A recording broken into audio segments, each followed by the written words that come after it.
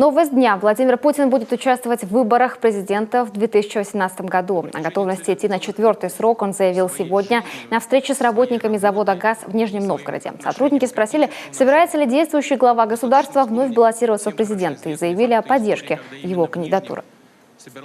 Лучшего места и лучшего повода для объявления об этом, наверное, нет. Спасибо вам за поддержку.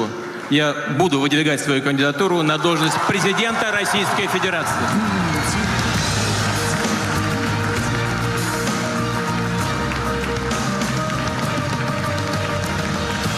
Спасибо вам большое. Спасибо. Отметим, что в этом году Владимиру Путину не раз задавали вопрос о том, собирается ли он участвовать в президентских выборах, но он обычно отшучивался и уходил от прямого ответа, подчеркивая, впрочем, единственное, что может заставить его баллотироваться, это только стремление улучшить жизнь людей.